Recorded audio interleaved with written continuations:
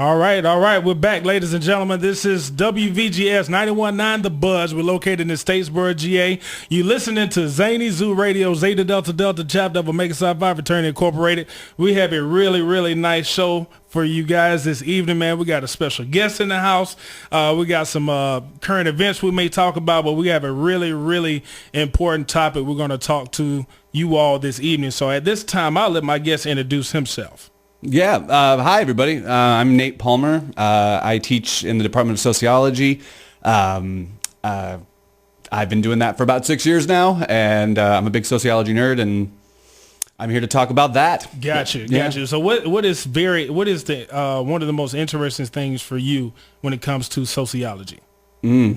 I think it's trying to figure out how people make sense of the world and how people especially make sense of other people. Okay. And because I think if there's one thing that we seem to struggle with, maybe everywhere, but especially in the United States, it's understanding how our individual situations are influenced by things outside of our individual control. Okay. I think we like to pretend like that's not real, like that's not actually happening. So certain things that would just completely out of our hands that affect us on a daily basis.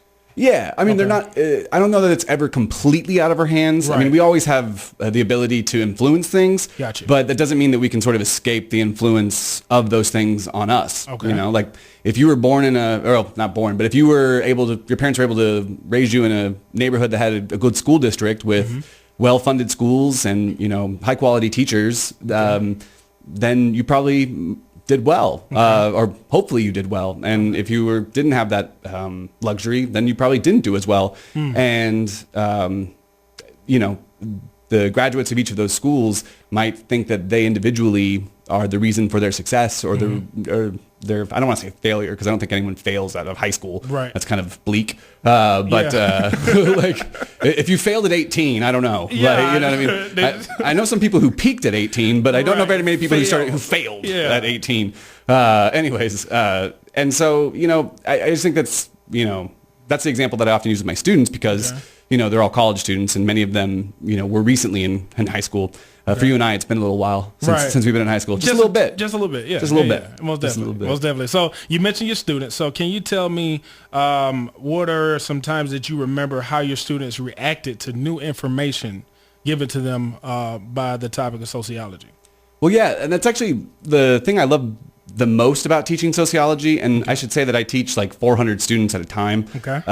No, I'm sorry. I teach like 200 students at a time, but I teach 2 classes. So I don't want to make anyone think that we have 400 student classes here at Georgia Southern. I mean, maybe we do, but not in sociology. Yeah, okay. Right. All right. Anyways, we have half that. Gotcha. But the thing that's awesome about sociology, or terrifying maybe, but now that I've been doing this for long enough, I'm not scared at all, but it was at one point, is that like at any given moment, whatever I'm saying, someone in the room is loving it and someone else in the room is hating it. Gotcha. And it just sort of like floats around the room the entire time. And what I shoot for is I want people to like be like, yeah, nodding their head along with it. Yeah, this is interesting. This is good. Right. And then I'm going to hit them with a twist or hit them with something that like takes it in a different direction. And then I like it when they go, yeah, right. No. You catch them off guard. And all of a sudden everyone folds their arms, and I say, did it just get cold in here? Because I think simultaneously all of you got cold. Or you didn't like what I had to say just then. Exactly. But, I don't know. I mean, people, it's hard to learn that the way that you see the world isn't grounded in research or isn't, I mean, I don't want to say based in reality because that's too strong. Okay. But, roughly speaking, I mean, like, I don't know. People often believe that teen pregnancy is at an all-time high, right, when in fact it's at an all-time low. Right. And so, like, you just can't argue with me on that. Okay. Like, the census disagrees with you, and you're going to have to explain to me why the census is motivated to, lowball how many teen pregnancies there are. And we're going to talk about that too. The statistics that we've been conditioned to repeat Yeah. But we haven't seen it for ourselves. Yeah. And also, like, because I'm a fan of the show. Cool. Thanks, man. Appreciate it. Absolutely. And, I've listened to a few of the episodes this year. And one of the episodes, I think it was the one you had Professor Baugh on and Mike.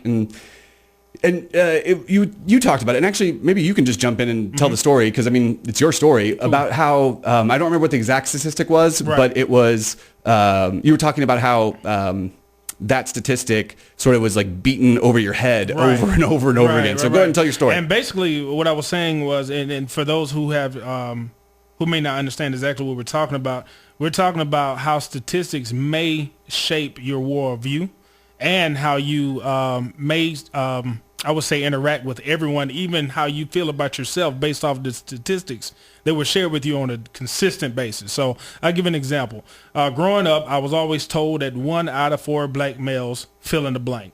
All right. And a lot of those statistics did not have anything positive on the second end of that sentence. All right. 1 out of 4 black males will not graduate out of high school. 1 out of 5 black males will not make it to the age of 24. 1 out of 4, things of that nature. So the people that wanted to look out for me, right, they may not have seen those statistics or researched them themselves. However, those statistics were consistently repeated to them to the point where they wanted me to understand how important it was for me not to become one. Right. So instead of me living a life full of possibilities, I was trying not to die. Right. You know what I mean? Yeah. And so it robbed you of your hope. Exactly. So now the hope came to, let me just make it to tomorrow. And some people are, and I can't assume what everybody else was told, but I am playing devil's advocate. If you weren't told that you might die because of your race and what you look like, and instead of that, somebody told you, hey, you have a good possibility, if you're part of this family or part of this region, you may have your own business and get a business loan because your family credit is so great. Go out there and rule the world, man. Yeah. You know what I mean? And so, comparing those two stories, I was trying my best not to become the statistic, but it's hard to plan ahead when you think you're going to die every day. Absolutely. It's hard. It kind of reminds me of like when professors, and I don't know of anyone who does this now, but it definitely happened in my undergraduate education.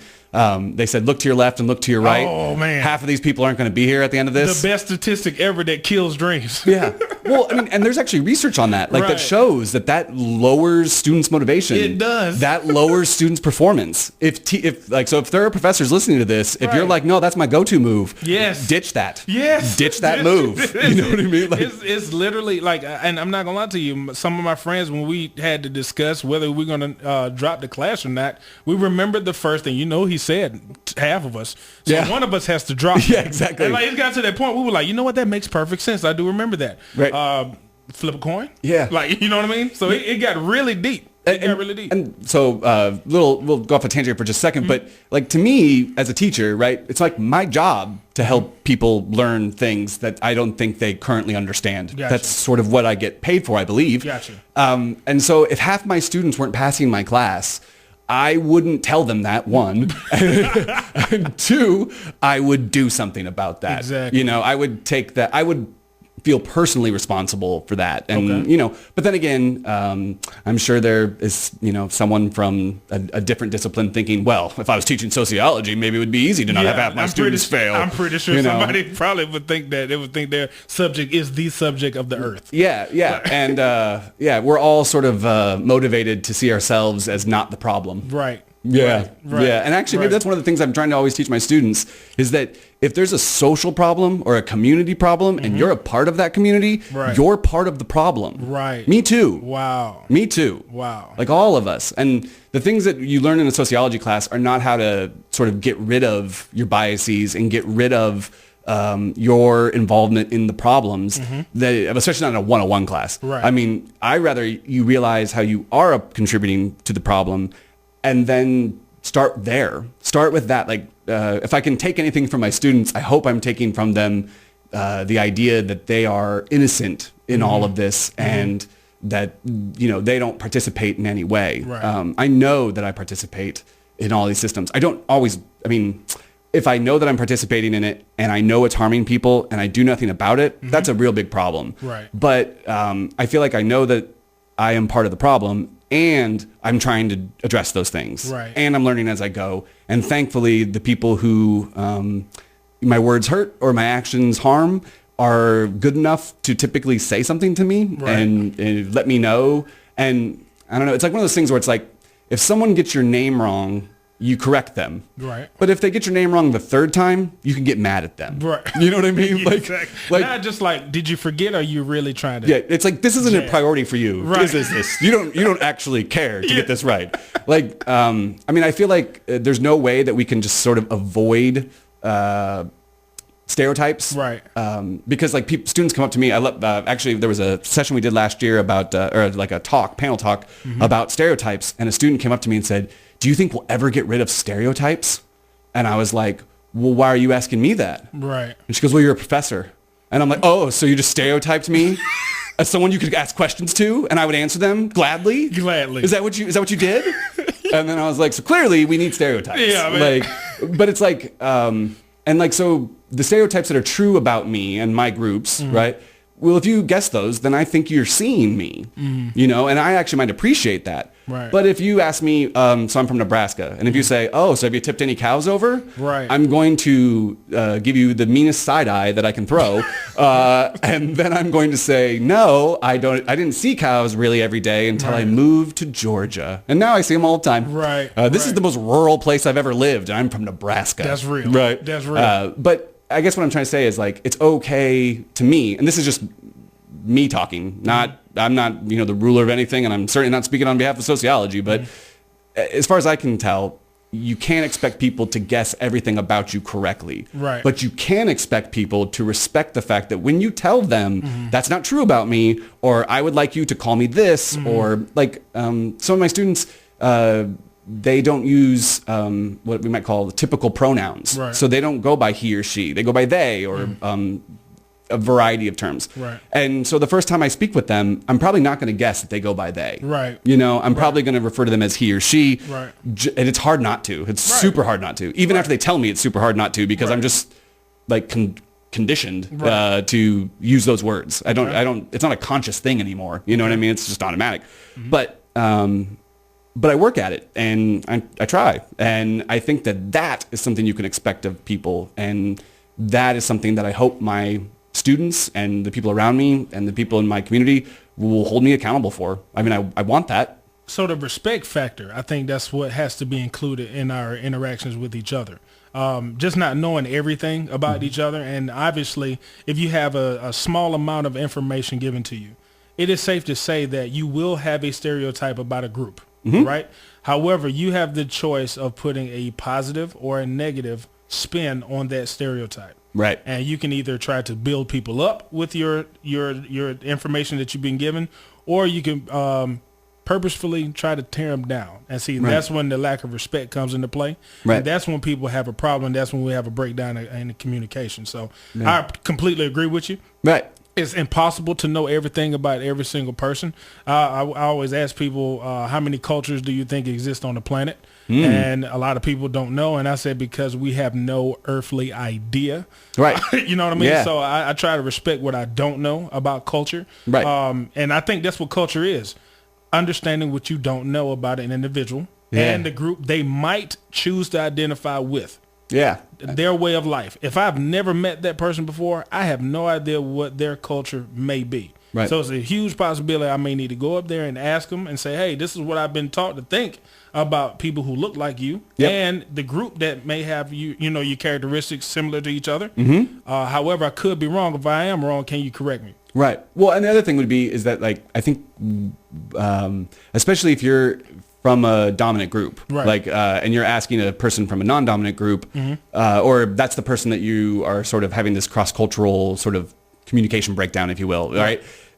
It's one thing to say, how can I never make that mistake again? Right. But it's another thing to say, and teach me an entire, seminar on why I got this wrong and what this all means. And, it's not the responsibility of non-dominant groups to educate the dominant group, and like, so it's like, if what I say or do harms you in some way, I hope you'll say something to me. Right. But beyond that, like, it's you get a lot of well-intentioned sort of bad ideas, like going up to a person from a different racial ethnic group and being like, so what do you people do for Christmas? Right.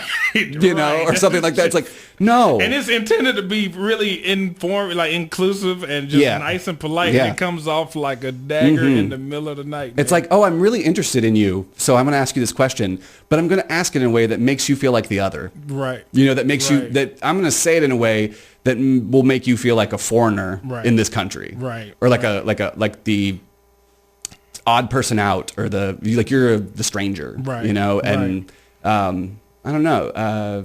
So I guess the thing that you learn over time, at least the things that I think I've learned over time, is just like what questions not to ask and what questions to ask. And I'm getting better at that with time. And as people, you know, give me feedback, and as people let me know that, you know, I screwed it up today. Right.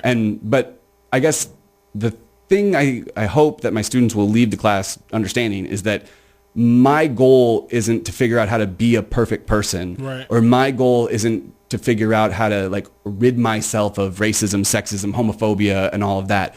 Like, well, no, that is a goal of mine, but I know that it's like sort of asymptotic, right? Or asymptotic, whatever you're trying to say. You know, you get closer and closer to zero, but you never actually get there.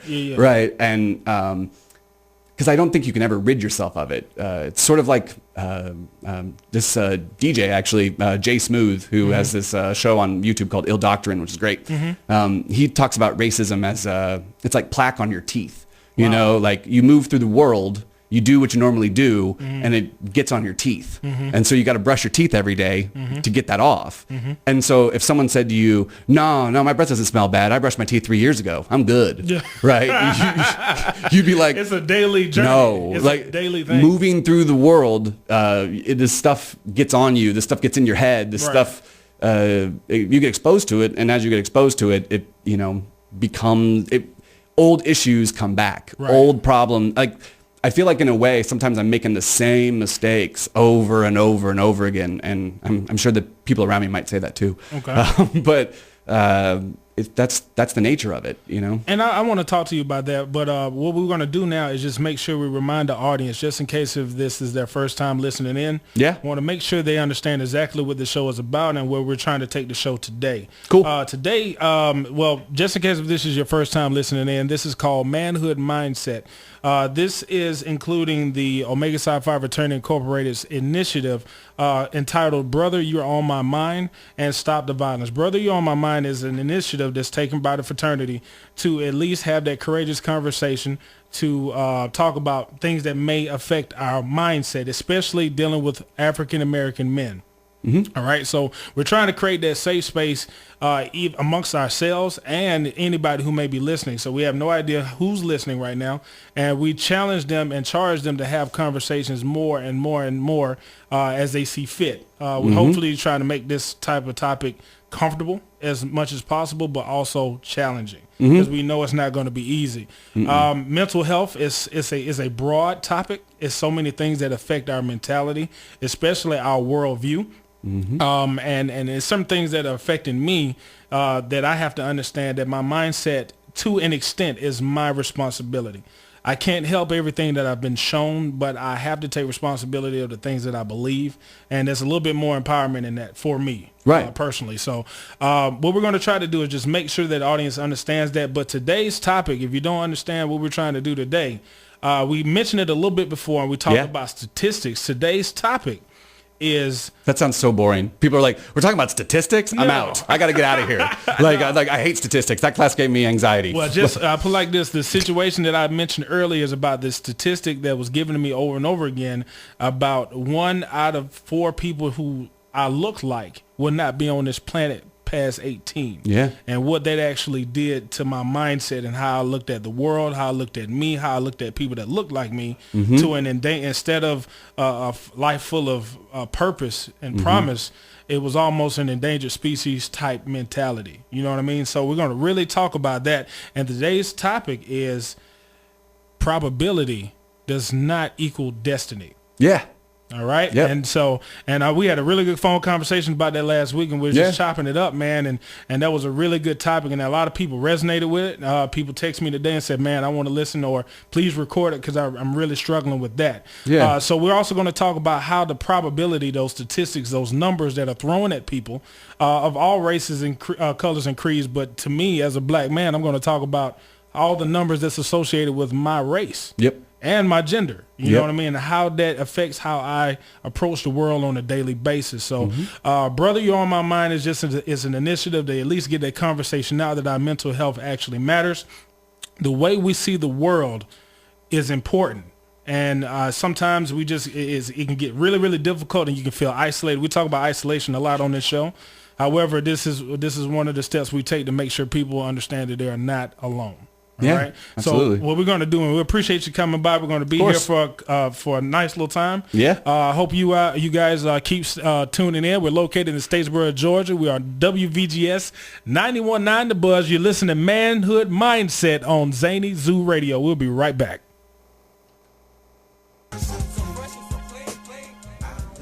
All right, ladies and gentlemen, that was the sultry sounds of I just played. I don't even talk like that.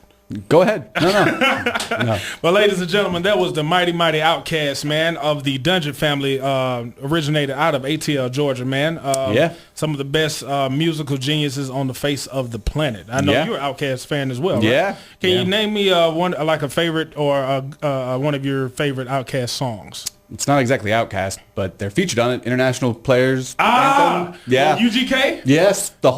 Every verse is amazing. Hall of Fame worthy. Yeah. Rest in peace, Pimp C. Yeah. I have to look at the floor every time I think about Pimp C, man. Yeah. The first mentor of the South, man. That's right. Man, I think I almost just started crying. All right. Yeah. No, for real, man. I'm a big UGK fan. Outkast, Goody Mob, Backbone, Witch Doctor, Cool Breeze. Yeah. Killer Mike, everybody, man. That's good stuff, man. So who do you listen to on a daily basis? Oh, I listen on Spotify. I listen to my weekly whatever suggested playlist, and I usually find a bunch of stuff on there. But I listen to everything. I'm really liking Chance the Rapper right now. Chance. Okay. Modest Mouse is probably one of my favorite bands of all time. Really? I listen to just about everything. Gotcha. Yeah. I'm trying to get into Chance. I've heard he's a very, very sought after musician. Yeah. I'm into BJ the Chicago Kid. I've been exposed to him. I saw him in concert. Very, very talented individual. Yeah. I saw Big Crit in concert. Changed my life. One of the best entertainers I think out there right now.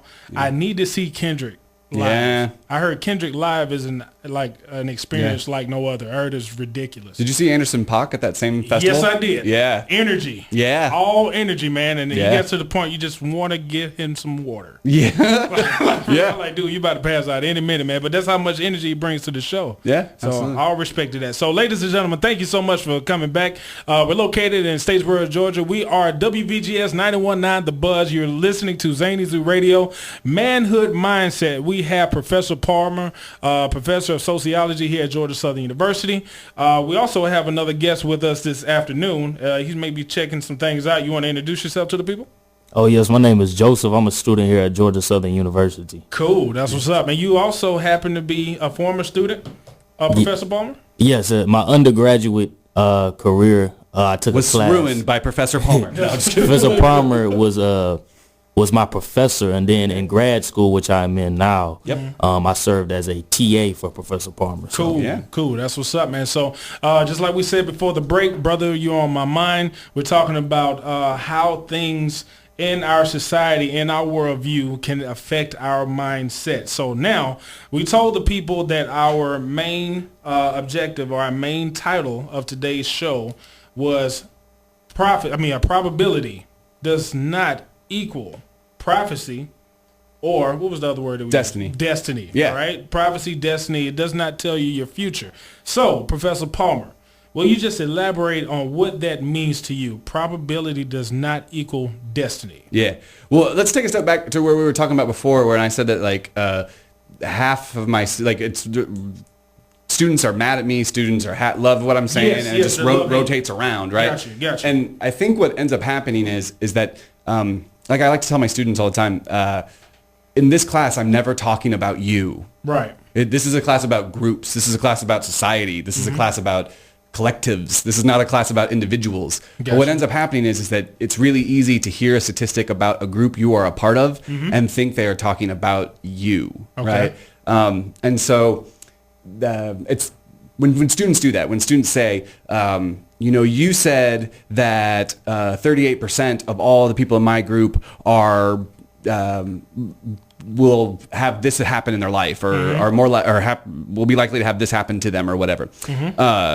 They're like, but I want you to know you're wrong, Professor Palmer, because I'm in that group and I'm in that exact situation, and that didn't happen for me. So boom. Yeah.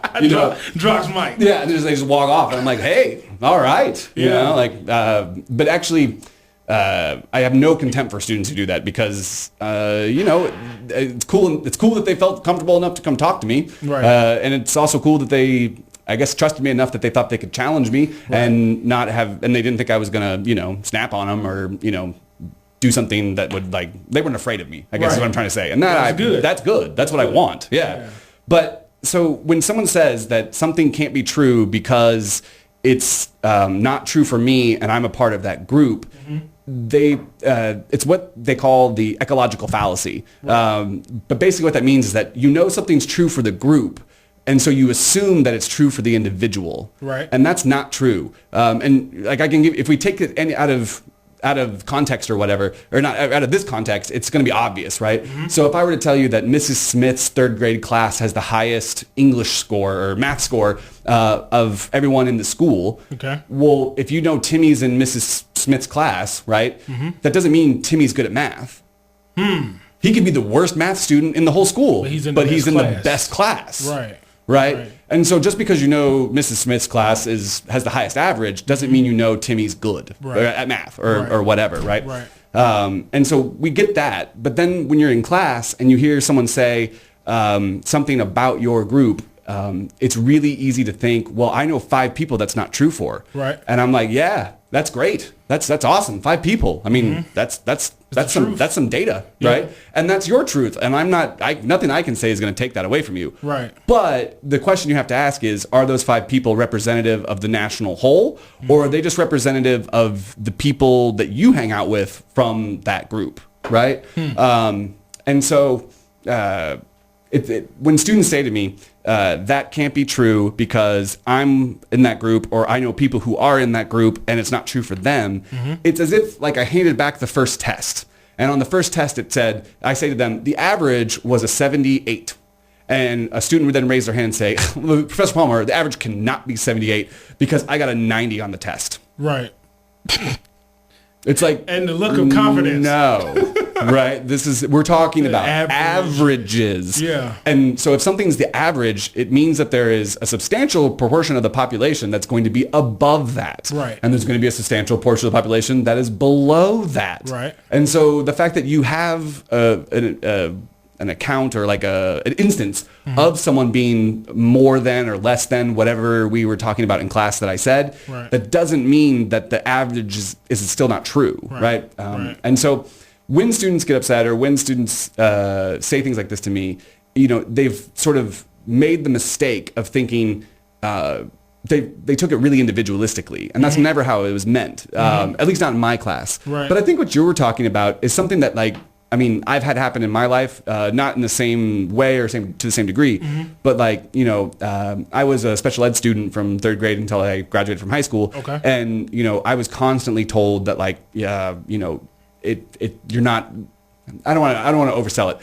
but I was constantly told that, like, I wasn't a good writer and I wasn't going to do very well in college. And if, there's a lot of reading and writing in college, Nate, you know that, right? Right. Like, they would say, are we being realistic? Wow. And it's like, realistic. Yeah, and that was tough to hear. But I guess the thing is that the point that I'm trying to make is that people defy the odds every day. Right. And people sort of do whatever the odds say they're going to do every single day. But the odds are just that. They're the odds. Is it more likely that the Patriots are going to beat the Jaguars? Yes. The odds are higher for that. Yeah. But, I mean, didn't the Buffalo Bills just beat the Patriots recently. Yeah. And I think we would have said that probably wasn't likely. They were on their third string quarterback, so there's reasons. Exactly. But at the same time, you know what I'm saying? Like unlikely things happen all the time. And so the thing that we have to remember is that like two things. I think the first thing is that beating people over the head with the statistics that are negative about them, even if you're trying to do it out of love. Wow. Yeah. Speak on that. Is not helpful. Right. Well, it's not. It can be helpful. I mean, I imagine that there is somebody else in your classes or your school who heard that same message and they were really powerfully motivated by it. Oh yeah. You know, like we all were. We were trying not to get it. yeah. But I mean, I guess what I'm saying is that like there's always a variety of reactions. Right. You know what I mean? Right. And so not everyone's going to interpret it the same way. True that. And so I guess what I'm trying to say. So we can't say definitively that it's not an effective strategy every time, but for the most part, being honest with people about what you know is important. With the statistics that you have available to you is important. But it becomes a problem when you take a statistic and you think that it's like overly deterministic. Right. Like it means that because this is true on average for people in this group and you're a part of this group, that must mean that you are then going to experience that outcome. Right. And that's not true. That can't be true. It's like saying everyone in the class got the average on the test. Okay. Right? Okay. That wouldn't make any sense. We know that. Right. We get that. Like we go, that's ridiculous. Right. But the census deals in averages. You know what I mean? Like sociology deals in averages. And probabilities. So if so the odds, the logged odds that you're going to have something happen to you. So I can tell you things like, for example, if you've been married before, you're at a higher likelihood of getting divorced. If your parents got divorced, you're at a higher likelihood of getting divorced. If you get married as a result of an unplanned pregnancy, you're at a higher likelihood of getting divorced. But I can think of people in my mind right now that are in my family who meet all of those criteria and are still married. Exactly. Right? But that doesn't mean that the odds still aren't the odds. Right. And when people sort of use probability to sort of do that sort of, I don't know if it's scared straight exactly, or just sort of like fear. To light a fire under people, you know? Yeah. The thing that I think we sort of forget is that it doesn't happen for everybody. Right. It's not everyone's experience. And if you tell people that this is what you're going to experience, then you are, shaping the frame that they're going to look at the rest of their life through. Right. And that can be powerful. That can be dangerous. You did pretty good for yourself. I mean, here you are. So, was it a terrible thing to go through? I'm sure it was. Yeah, it was one of those things where we just didn't know how much it affected us until we were celebrating our 18-year-old birthday. Right. And we were celebrating so hard that, we were crying and hugging like we made it. Yeah. Right. But we didn't understand how much of a toll that repetition of that statistic had on our mind. You know what I mean? And then now it's like, okay, we made it at 18. Oh man, we got to plan for other stuff. You know what I mean? The rest of the life is here. So we didn't, it is one of those things like just make it 18, make it 18. Then it was another statistic about 24. Yeah. Make it to 24, make it to 24. But by that time, people are planning for retirement. Right. I was planning for 24. If you made it, great. Right. So now you have to start from day one. And honestly, I'm responsible for what I believed. That's the reason why I'm trying to make an attempt. No matter what someone tells me, what I believe and what I put in my own life, I have to take some responsibility for it. Because I don't think statistics and people who use them negatively will stop anytime soon. Right. I don't think they will stop. However, I had to stop what I was allowing it to do to my mindset and how I was going to approach my life based off of that information. Yeah, absolutely. Right. And you said something very, very interesting. You said you told one of your students that let me ask you this. What's the difference between the truth and their truth? Yeah. In your opinion. That is a profound question you just asked. Like, pretty deep. Well, Socrates says, So, like, there's a difference between, like, little t truths and capital T truths, right?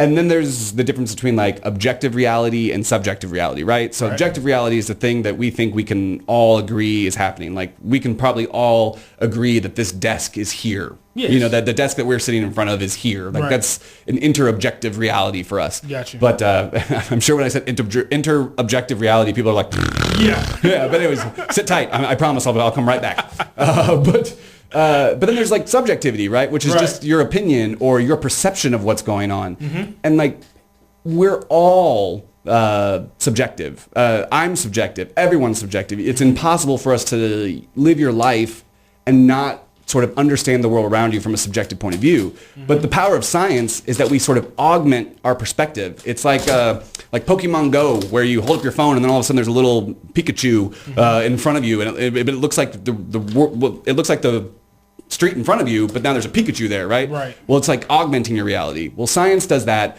by saying we're just going to take the logical argument process and we're going to force you to put it on paper. Okay. And so that way we can figure out where you might have gone wrong or where your biases are affecting what you're saying, and all that.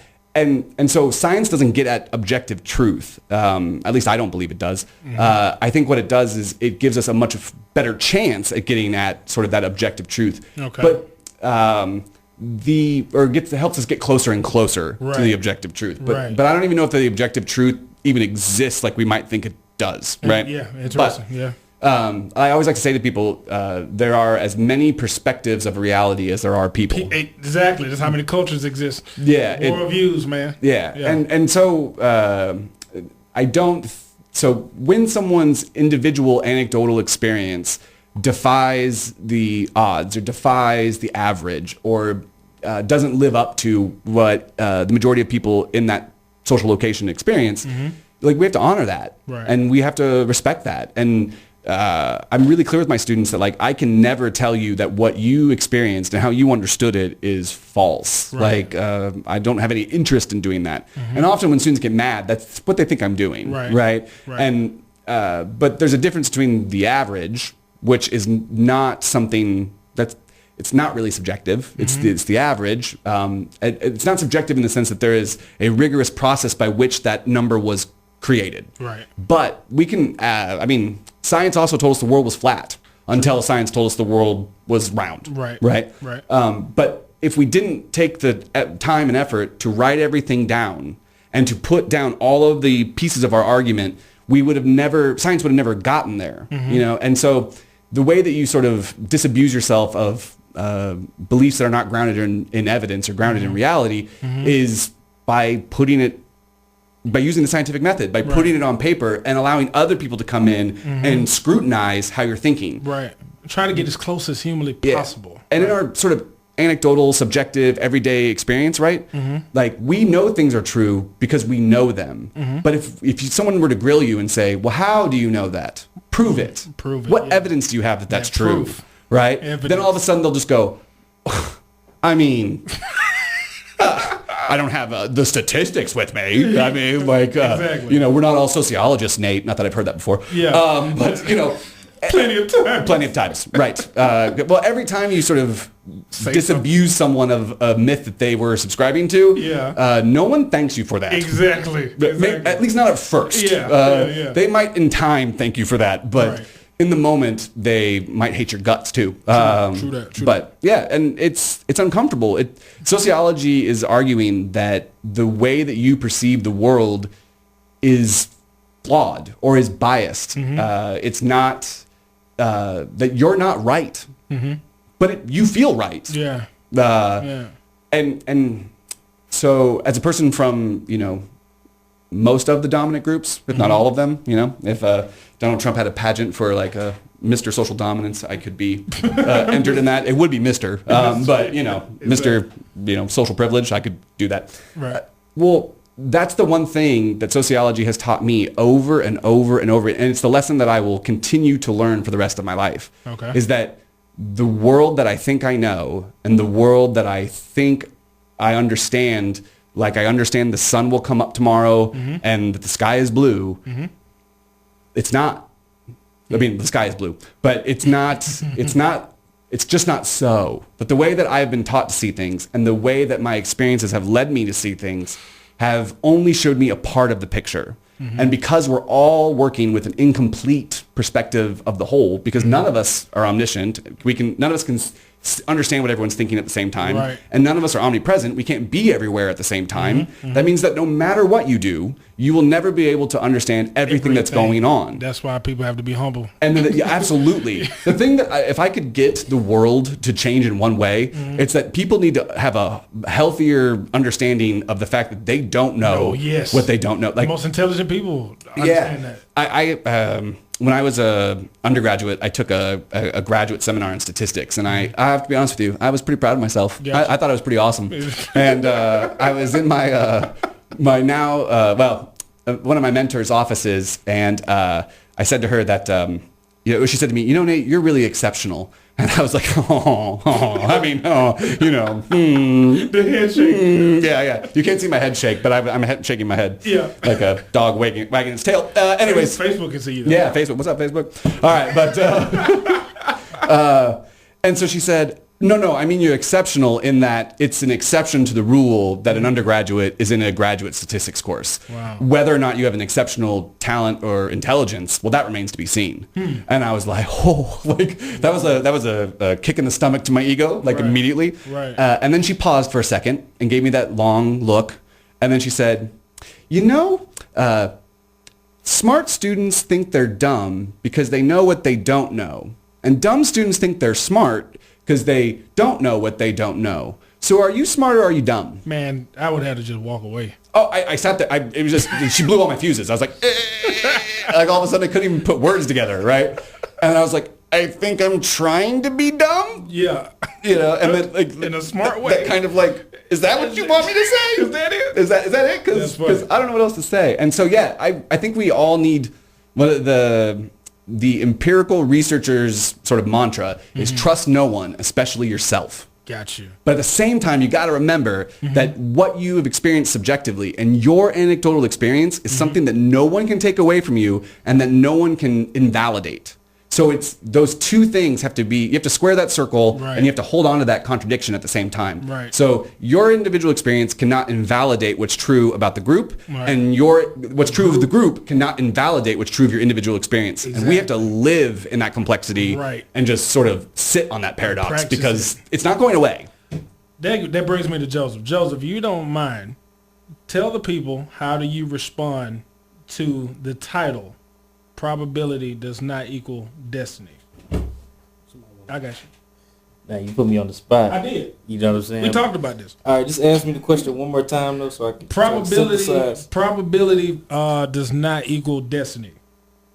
Probability does not equal destiny. Yeah, you gotta get on the mic. Well, for me, it kind of definitely I agree 100% with what you all were saying earlier. Okay. As far as how statistics don't necessarily define, where you are going to go in life. One statistic is that 33.3% of black men will see some type of jail time, in their life, and that's 1/3. That's a big percentage, But what you don't want to do is believe that to the point where that statistic becomes something that's concrete. Right. You see, so you have to be critical, especially of statistics that bother you. What I say, and what you got to understand about numbers is numbers can change. Okay. So that again goes with the fact that I said things are not concrete. And then what was I spoke with you earlier before we even came in here. Do you remember what the kind of like what that topic was, so I can expound on that? We were talking about the power of the use of numbers. I know we talked about that. I forget the particular subject though, because I want to break that down and I can't really it'll probably come back. Time. But so that's pretty much. You got like another question just to get my within that. Well, I'll put it like this, and you've been in sociology class before, and I understand that you probably seen conversations spark out of something that was said that a lot of people agree with and some people heavily disagree with when it came to a statistic. And Professor Palmer, you mentioned this earlier, that said, hey, I understand what you just said, but that's not true for me. Yep. Right? So say, for instance, of a statistic that kind of struck you the one way when it was communicated as the truth, but you've never seen it, you didn't identify with it, and your whole being, your presence, kind of debunked that average that you heard about in class? I don't know if I can think of a specific instance, but what did come to mind is when you listen to Professor Palmer, you got to understand he's coming from a sociological perspective. Right. Okay, yep. So what that means is what he's able to do is almost observe things from an eagle eye view. Okay. That takes education. A lot of people can't naturally do that. Right. So what the numbers have done, if they've gone and they've taken that eagle eye view and they basically said, like, listen, I'm looking at everybody at one time. Right. So from an individual perspective, I'm not doing that. Right. I'm just thinking about my own life and my own lens. Sociology is about averages. Yeah. Right. We live our lives up close. Exactly. We don't have that distance to look down at ourselves. But it's your job to expose the bird's eye view. Yeah. Got you. Yeah. So a lot of times when a sociological perspective confronts an individual perspective, there's conflict. There doesn't need to be conflict. Right. There needs to be harmony. Right. You need both. Mm-hmm. The sociological perspective needs the individual for understanding. Right. See, about that person, about who they are. Right. And also that individual needs to understand the sociological perspective just to expand their horizon. So it needs harmony. Both sides need to respect the other point of view in order to have that harmony, right? Mm-hmm. And so anytime when you kind of force that individual to live by the average, mm-hmm. you could be dehumanizing the person. I think you are. You are. Yeah. Mm-hmm. That's safe to say that you are taking the individuality out of that human being and saying, well, based off the statistics that we have, you need to walk over there. And you're like, no, I understand your statistics. I really want to try this thing out. I'm sorry, but the statistics say, and think about how many people who have been confronted with that conversation. Yeah, we thank you for your time. However, we don't have the time or resources to even entertain you because the numbers pretty much are just not there. Right. Go ahead. I think I remember what we talked about earlier. I think one of the titles, the first title that you gave me was probability versus prophecy. Prophecy, yes. So this is two different words. Right. I want to expound on that. I think a lot of times the individual accidentally treats the person who is coming up with the probabilities as a prophet. There you go. So when they look at them as a prophet, they think that they're speaking something on their life. Exactly. See, they're not speaking you something on your life. They're just telling you the way things are now. Right. So say for instance, if I am from Detroit, Michigan, which I am, and say you're from Georgia and you've never been outside of Georgia, so you've never seen snow. Okay. And this is very, very hypothetical. Right. But I take you to Detroit and I say, listen, I know you never knew snow existed. Mm-hmm. But I'm about to hit you with something. Okay. You know what I'm saying? Detroit's good for that. I know it ain't snowing down here, but wait till next week. Exactly. You're going to see white stuff falling from the sky. And imagine if you never even knew what snow was. Right. I say, man, you're going to start seeing white stuff falling out the air. And you looking at me and you like, what? Mm-hmm. Like, nah. You know what I'm saying? I believe. And all of a sudden, I just look at the information you gave me. I'm like, wow. So what I'm saying is what you might do is you might see me as more than what I actually am. Wow. So what you got to understand is a lot of people are just relaying information that they know that you don't. Don't treat them like they God just because you haven't been exposed to it yet. True. Don't treat me like God because I said, listen, in a week it's about to snow. Just watch.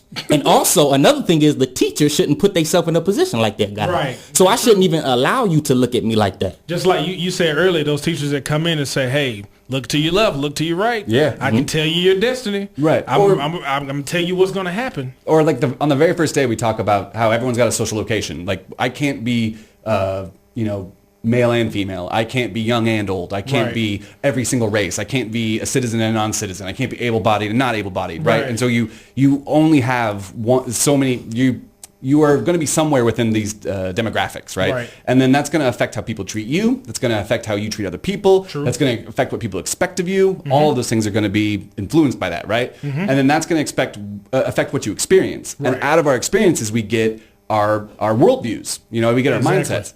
And so to your point about not letting, my whole thing is to teach people to not let themselves off the hook. And, I'm always a big believer of sort of you first kind of teaching. And so the very first thing I say is that, I still have those biases. Right. It's not like because I'm a sociologist, I'm fixed and you're broken. Right. I'm saying that it's sort of like saying, it's acknowledging blind spots and acknowledging that we cannot none of us can be free of blind spots, right? Including me. Right. And sociology can't make you, or any discipline cannot sort of get rid of your blind spots. But the scientific method, the great thing about it is that your blind spot will show to someone else who doesn't have that blind spot when they read your paper. And since you put down all of the steps of your argument, they can scrutinize it. Right. But if we're just going off of common sense and it's just, well, I know this is true because I know it's true, well, there's no arguing with that. Right. And so that's... so I guess science, to your question before, science doesn't get us closer to absolute truth, but it helps us get closer to, we're always constantly rediscovering what we've got wrong. Right. Go ahead. I'm going to say, and this is another thing, just because you have an eagle-eyed view, you shouldn't use that to look down on people. No, you see what I mean? True. So because what I'm saying is, an eagle was not born in the sky. An eagle was born on the ground. Wow. So all you're doing is, when you took off and now you're looking down, you still must remember where you first were. That's and you can't discredit where you started. That's and that's not even to say that, really what I'm saying is all you're doing is you've expanded what you had. From where you started, now you have more. So what I'm saying is to gain a sociological perspective is actually advantageous to anybody. Right. You know what I'm saying? For both, for anybody who's beginning to understand, that new perspective. That's deep. Yeah. That's deep. I appreciate that. I think a lot of people just got some help with that last segment. Yeah. I mean, I know. I did. Because what a lot of people don't understand, what I did, and based off what you all just discussed, the people who gave me those statistics meant the world based off how much power I gave that person. Yeah. You know what I mean? Just like you just said, just because it's probable doesn't mean that's a prophecy. It depends on who said it. Now, it depends on how much I respected that person, whatever that person meant to me at that time. But you can't take out the possibility of that person was either scarred or programmed with that way of thinking and been told that was love by passing those statistics down, by protecting. Because let's look at this now. All right. Let's say as young black men in this country, I'm not speaking for everyone, just for me and the people that I know who went through it, we have a conversation about how to handle the police. Yeah. We have that conversation based off, this is what you have to do or things will go bad really, really quick. Right. And so now it's kind of like one of those, well, wow, why is that happening in the first place? Does everybody have to go through this? And then you have to have that conversation of, no, they don't. Yeah. So now, and we're talking about usually who have this conversation is if you're not about to start driving, maybe before you start driving, maybe like 11 or 12, when you start hanging out on your own with your friends, when you see a police officer, you're a young black male in this country, this is how you need to interact. You know what I mean? Yeah. I'm guessing parents are telling their kids this younger. I mean, Tamir Rice was 13. But how old was Tamir Rice? I think he was 13. He was 13. Okay. And this is the funny part. This is the funny, not funny, haha, but this is interesting to me. How many times have we not had that conversation because we didn't want to ruin the childhood? Right. Right. And we talked about this on a previous show. How the little lies from the people that we love is out of protection because they want us to have a childhood, but that childhood may be based off something that's not true, even though they're seeing that as protection. You know what I mean? And it's not necessarily pointing the finger. I'm just basically repeating what a lot of people say. Well, I didn't want to ruin your childhood. I didn't want to tell you that. I didn't want to do this, that, and the other. So sometimes hearing the truth from the people we love, even if it's harsh, but it's not a stereotype that's negative, but it's hard not to do that when you know your reality, depending on the environment, is extremely negative. Right. You know what I mean? So how can you divide, let me tell him the truth without scarring him to death?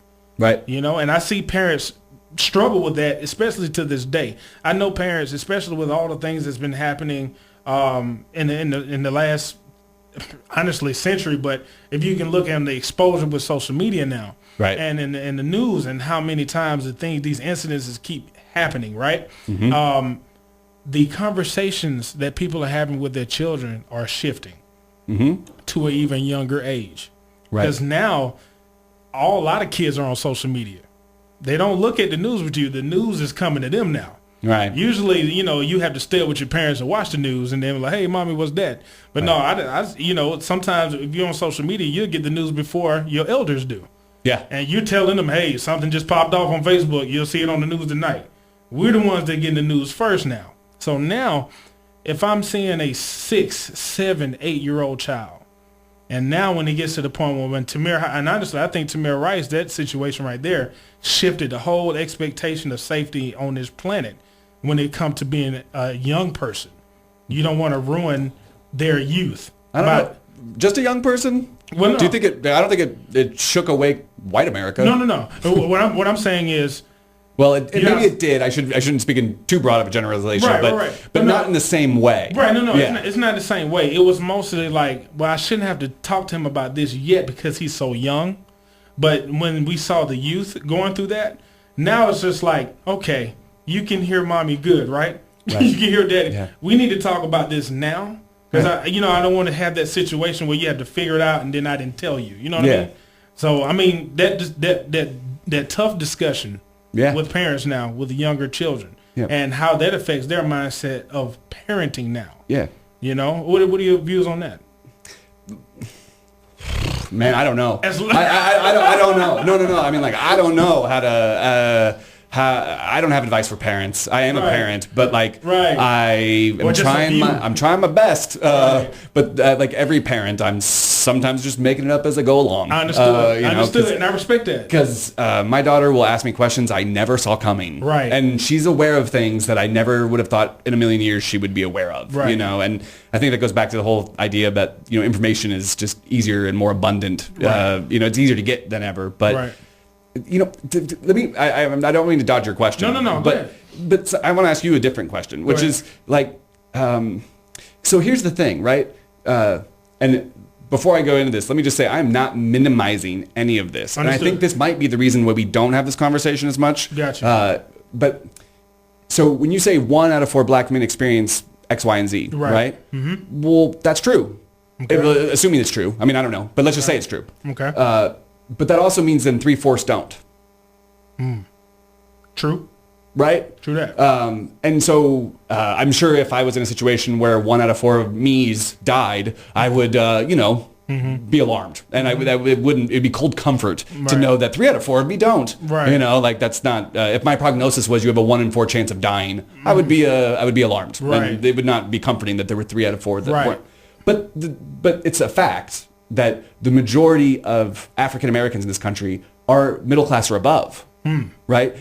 Is there extreme poverty amongst the African American community and Hispanic community and amongst certain Asian groups, Asian American groups? Absolutely. Mm-hmm. And you want, and like, so I don't want to, so like you get caught in a bind as a teacher or as an educator, right? Where it's like you want to honor the fact that there is this disproportionality, that there is this, like that African American males, for example, are overrepresented in prison. They're overrepresented in drug crimes and stuff like that. Right.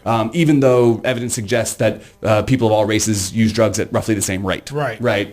So, but like my students, something that I often hear from students is that students of color is like you only talk about the bad things. You never tell us about the good. And like and if more than 50% of the African American population is middle class or above, then why every time we talk about African Americans are we talking about poor black people, right? Just before I've been in the middle of it, so I don't want to like you think that I'm saying something I'm not. No. Which is just in 2 seconds. Which is this: it's that you got to sort of like balance that because you don't want your students of any group to hear a sort of negative statistic or a statistic that paints them in a negative light, and let them turn fatalistic, where they believe that there's no reason to try, there's no escaping it, it's my destiny, I am doomed, or anything like that. Right. And so you gotta. Here's another paradox, right? You're in a situation where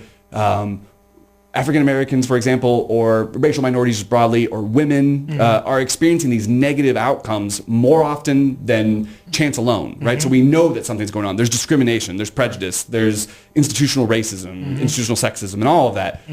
But at the same time, like, you don't, like, it's hard because you have to balance it with the fact that, like, this isn't your destiny. And if you don't tell them about the 3/4 that don't experience it, if you just leave that off, then it's really easy to think 1/4 means everyone.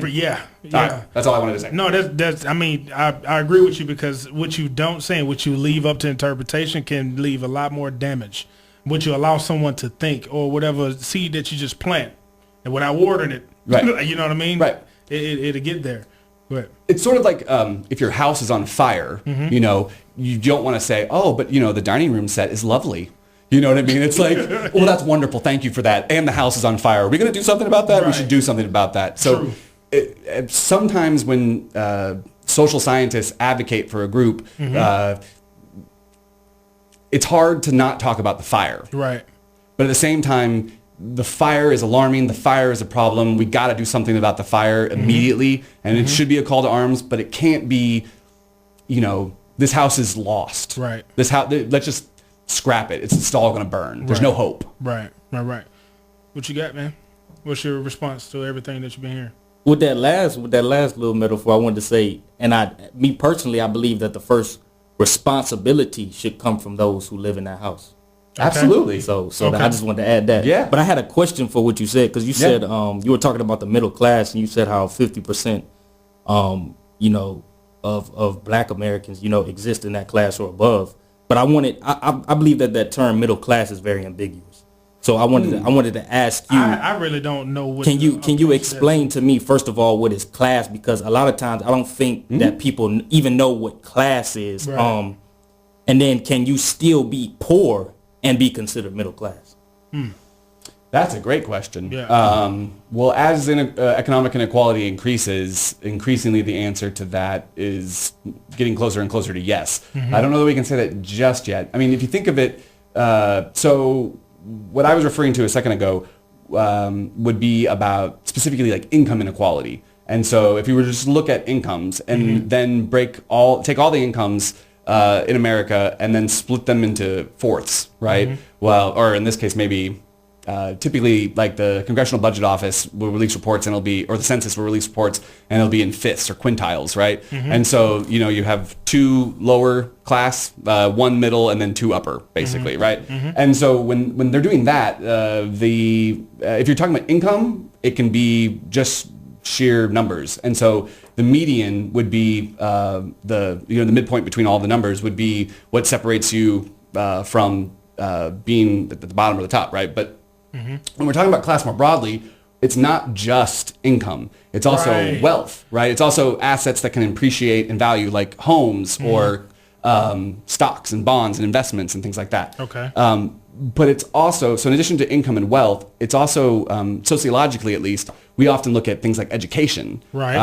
That plays a big role in it. And then the third variable, the third leg of the stool, would be occupational prestige, right? Okay. And so, and there are people who have very high, so the way that sociologists figure out occupational prestige is you send out a survey with 100 occupations on it, and you ask people to rank it from the most prestigious to the least, and then you just add them up, right? And so there are jobs like being a member of the clergy that has very high prestige, but most people do not go into, preaching or into, working for a church to make it rich. Other than Joel Osteen and Creflo Dollar. But other than that, the rest of them pretty much don't. I mean, most of them have a vow of poverty. And so you can be poor and have high occupational prestige. And that's sort of like a contradictory class location where on one level, if you just looked at income, you would say, this person is, poor, or no, they're probably even below middle class. Okay. But if you look at their occupational prestige, and especially if you talk about people who have like Masters of Divinity or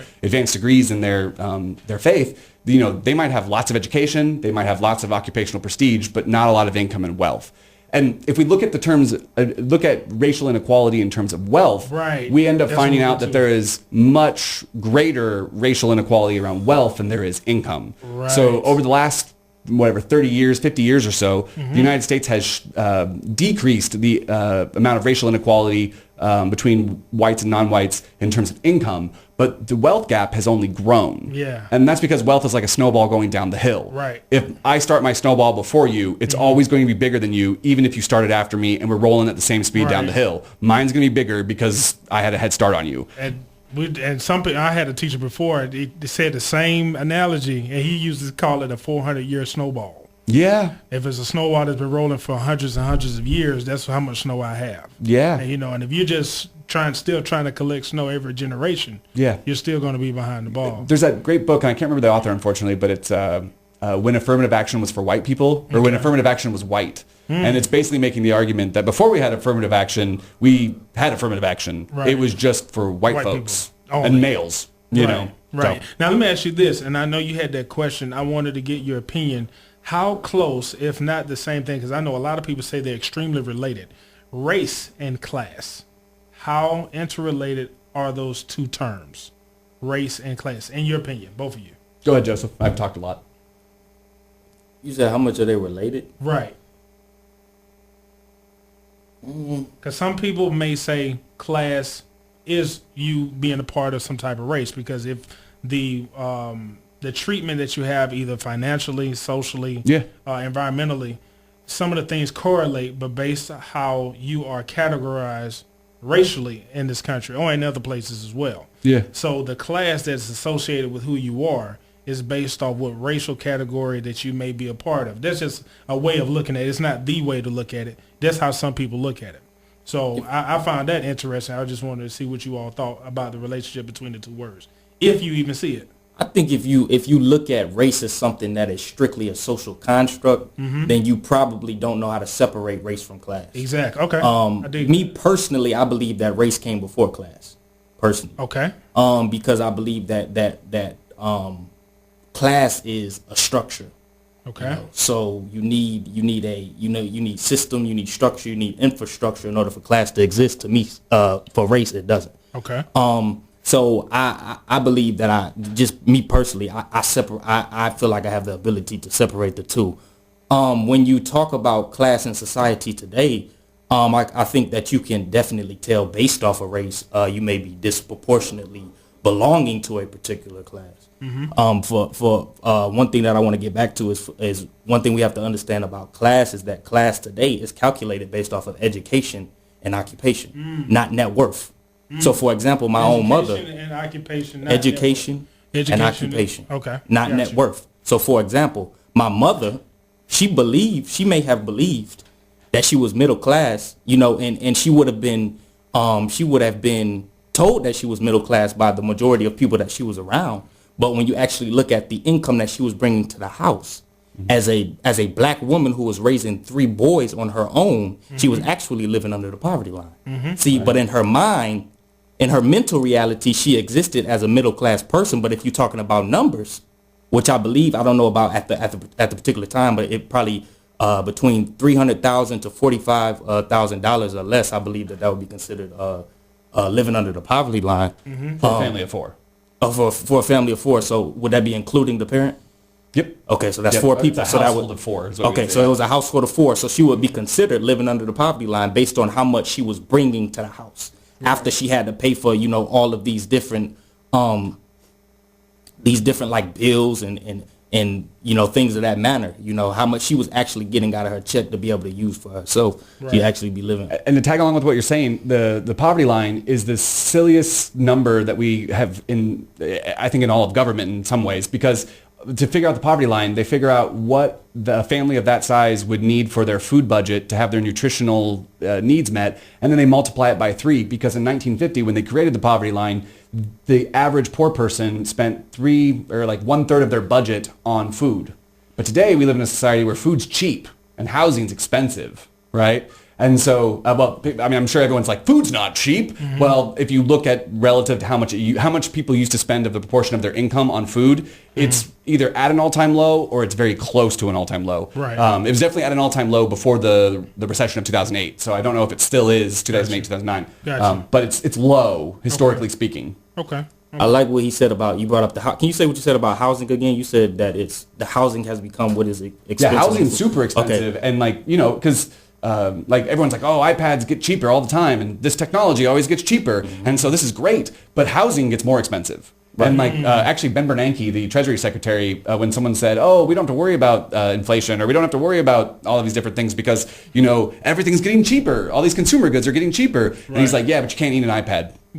You can't live in an iPad. Exactly. Like iPads won't keep you out of the rain. Exactly. But exactly. I was going to say a lot of time housing can impact your class. If we're talking about the fact that class is concerning occupation and education based on where you live, that can affect what job you have. Right. Yeah. So that's something to keep in mind, as well as where you lived and where you were raised can affect your opportunity as far as education goes. Absolutely. So based off of housing alone, and especially let's look at the inner cities, for instance, the majority of the individuals responsible for the houses and where they are located in the city are not were not built by those who make up the may make up the majority of the city.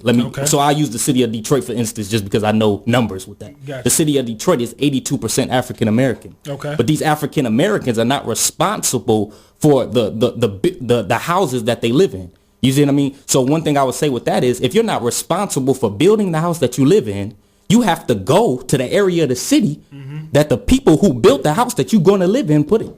You see what I mean? Yeah. So you have to think about how that affects when you think about things like transportation, or you just think about violence in your particular area or things of this manner. You have to think about how that might affect your ability to get a job. You might just think about, like, I know the city of Detroit just got out of bankruptcy. Right. I believe 3 years ago. Right. You know what I mean? So that was just something that I wanted to add in regard to housing. Exactly. So what we're going to do now, we're going to go into another break, and we're coming to the ninth inning. Yeah. Or whatnot, or the fourth quarter, or whatnot. But what we're going to do, we talked about a lot of things that a lot of people deal with and different ways to look at sociological situations.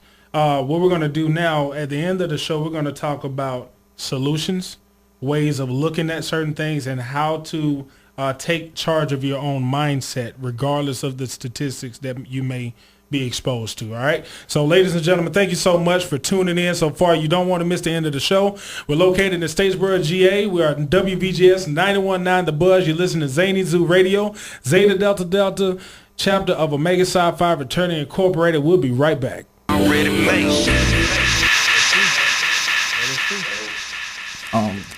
All right, thank you for tuning in, man. We're back. Zany Zoo Radio, Zeta Delta Delta, chapter of Omega Psi Phi Fraternity Incorporated. We're located in Statesboro, GA. We are WVGS 91.9 The Buzz. Thank you so much for tuning in so far. Ladies and gentlemen, we've had a really, really good, strong, and powerful show. We had a lot of good information, a lot of special guests. Well, we got 2, but that's a lot. Yeah. You know what I mean? That's 200% of what you had previously. Exactly, right? So, but ladies and gentlemen, what we're going to do right now is, sometimes when we talk about situations, we have to make sure that we know what we're saying, being clear. But also what we're going to do right now is make sure we talk about how we can actually combat the mindset that may be damaged because of the things that we may hear. Yeah. Right. And we're also going to talk about solutions and things that you can practice on your own, how not to become defeated by some of the things that you've been told that is reality. Yeah. You know what I mean? Yeah. And so, and the most dangerous word is, or the phrase, I remember you said it earlier, is let's be realistic here. Yeah. Right. And also, that person who's usually saying that is that person who sees themselves as more powerful, because it looks like they're trying to, they're being condescending. Yeah, they're being condescending, and not only that, they're prophesying your destiny. Really, let's be realistic. That's not for you. One of my most powerful scenes in one of my favorite movies, Malcolm X, when he talked to his teacher and said, "I want to be a lawyer." He said, "Well, that's not realistic for a black guy. Right. Let's be realistic. You need to be a carpenter. You need to be this." And I'm pretty sure he was going off some of the statistics or how he was looking at the world at that time. And look what that did to Malcolm. But the greatest thing about Malcolm X to me is, like, it might have destroyed him at that moment. However, based off of the mindset he had for the rest of his life, he ended up being an attorney for his people. Right. And that's how I see it. And that's one of the strongest things. That's why when people come up to you based off the statistics that they think is reality, right, and try to force them on you, it is your responsibility. It may not be your fault, but it's your responsibility how you react to certain things. And I think that's what we want to kind of trying to drive home today. So you got anything to speak to that? Yeah, to the solutions part and, gotcha. and to what you were just saying as well. Right. I can only speak. I'm going to speak from my personal experience at the moment. So this is what's my truth, not necessarily what's true for everybody, and so your mileage may vary. But with that all said, I think I was about a year or two ago that, in talking with a friend of mine, I sort of figured out that I was still fighting like the war that I was fighting in high school. Right. I was still trying to show and for the record, many of my special ed teachers were great, right? But there were a few ones who weren't. And most people remember the bad things and not the good things. Right. The bad things sting, exactly. I've heard that you always experience shame in the present. Right. And so if someone shamed you, like that happened to me, like it's now. It's not then, it's now. Exactly. But point of the story is that I was talking with a friend of mine, and I was like, I went to college because they said I couldn't go to college. Right. I wanted to become a professor because they said I couldn't do it. Right. And I was 35 years old, or 34 years old, because it was 2 years ago. I'm 36 now. 34 years old, and realizing that most of the decisions I made not like on a daily basis, but on like where's the course of my life going? Right. Was I was going to show those people they were wrong about me. Right. And it was like, whether I accepted what they said about me, they said, you can't do this. And so I was like, oh, I can't. Mm-hmm. Or they said, you can't do this. So I say, I'm going to prove you wrong. Mm-hmm. Either way, I'm reacting to them. I'm living my life as, in response to them. Mm-hmm. And I realized that like, if I were to go find that social studies teacher and be like, boom, like, I went to graduate school. Yeah. Not only did I go to college, I went to graduate school. You had no idea what you were talking about. Exactly. You know what she's going to say back to me? Who are you? Yeah, exactly. Like, who are you again? Yeah. No, I never said that to you. Right. And it's like, no, I remember. Right. I remember what you said. Oh, yeah. And they're like, no, I didn't say that. Right. And like, right. So here I am holding my end of the rope in this tug of war in my mind. Mm-hmm. And she's not. She's dropped. She was never holding it.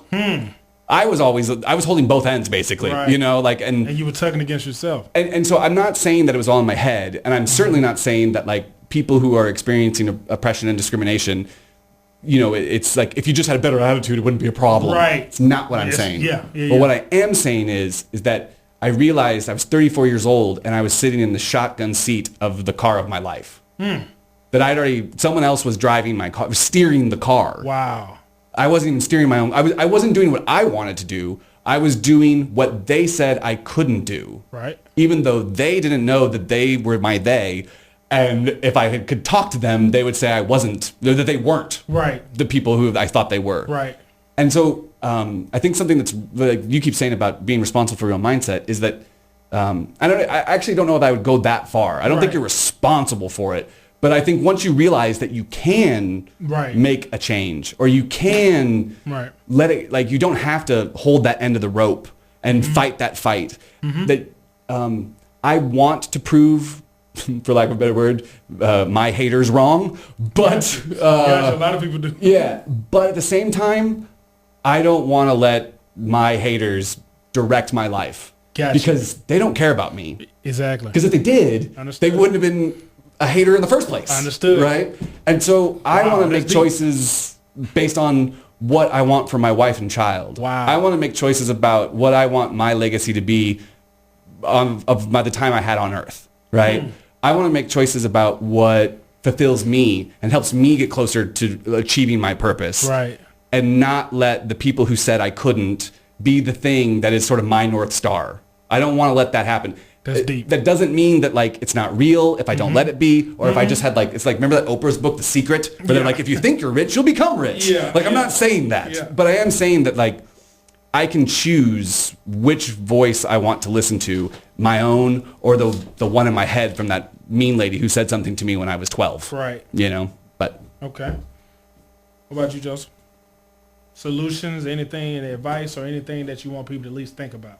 Yeah, I could say something to at least think about, because I've definitely experienced this in my own life on numerous occasions. Mm-hmm. I think when I was a little bit younger, because I'm still young, but I'm just saying when I was in my way of thinking, right? When it was a little bit younger, I kind of took offense when people kind of, I would say, doubted, you know, what I saw for myself by comparing me to the larger group. Right. I would kind of be upset at them, like, okay, well, I know that's somebody that ain't gonna be in my life. Gotcha. They not talking to me. But then I began to realize that if I was just a little bit more patient with people, all they're really doing is revealing to me two things. Number one, they're revealing me more about themselves. See, because they wouldn't even be speaking like that. The only reason they're speaking like that is because that's what they live by. Somebody probably told that to them. Number one. So it just introduced me to a larger issue. Right. That's number one. Number two, when they're telling me,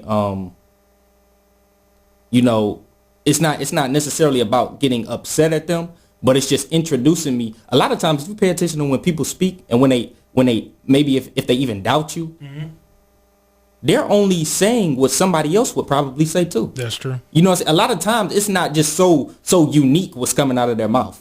You know what I'm saying? Like today, if I say, you know what, I want to start up a new organization on campus, people gonna say, well, can't do that. Are you sure you're gonna be able to do that? Where's your plan? Yeah. You know what I'm saying? And a lot of times people may not even be purposely discouraging you. Exactly. You know what I'm saying? Exactly. But all they when people don't now if I said that to somebody else who did that, you know what I'm saying, and been through people telling them you can't do that, you can't do that, you can't do that. Like if Nate talks to a special ed kid, do you think Nate would be the one telling that special ed kid? No, you probably ain't gonna be able to do that.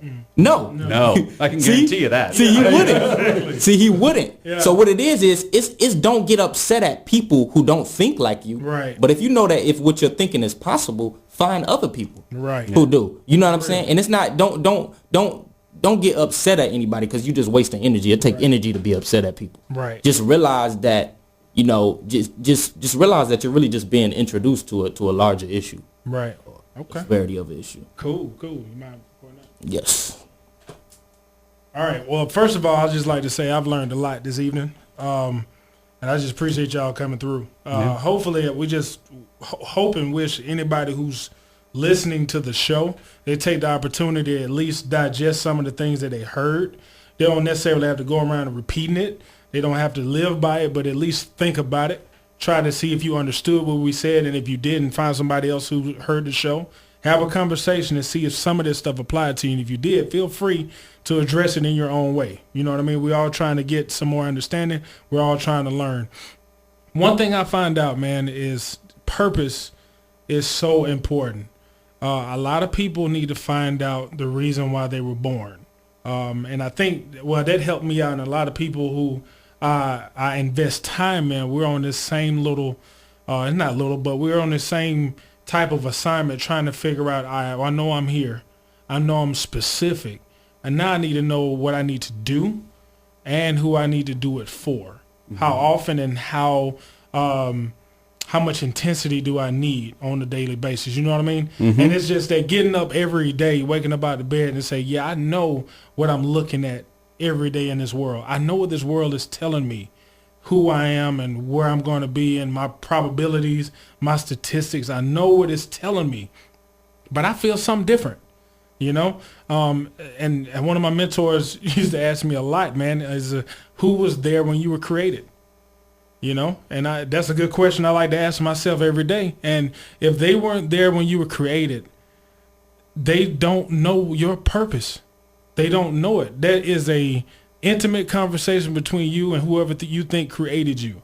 A lot of people are not going to understand why you're on this planet. So the only thing they can do is make up something based off what they think they know about you. And so I agree with you said, being mad at somebody who was already outside the loop. You know, they don't know why you were born. They have no idea what your strengths or your weaknesses are. Right. They have no idea what your story is. So sometimes when the energy that we give the haters, right? Haters ain't that important.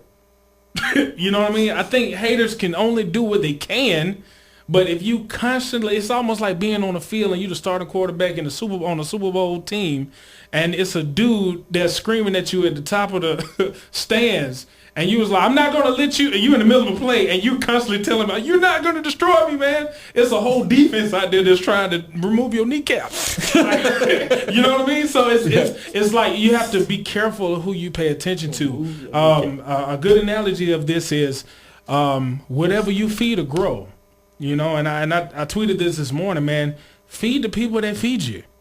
You know, why not? You know, if people who are there just to make sure you starve, why are you constantly saying, hey, you want to hold my food? They're going to take your food and probably discard it or burn it. You know what I mean? They're going to make sure you don't get the information you need to be a better person. So you can acknowledge their existence and know that they're there. And you need to learn from your previous interactions with these people that you know don't have your best interests at heart. Now, some people may give us testimonials or numbers and statistics and research and things of that nature. And what we have to understand is, regardless of getting emotional, which you have every right to feel however you want to feel. I can't tell you how to feel. But when somebody is giving you information, ask them what was their intention behind giving you that information. Mm-hmm. That will help the conversation at least. It may not solve how you're feeling towards that person. If somebody come up to me and say, well, you know what, at 1 in 5 college graduates don't have a job. And I'm like, well, what's your intention behind telling me that? Do you want me to feel motivated, or are you trying to make sure I, cry in the car with my hands on the steering wheel? You know what I'm saying? Because people do that. You know what I mean? Find out someone's intention. Their impact may be catastrophic, but their intent might be in the right direction.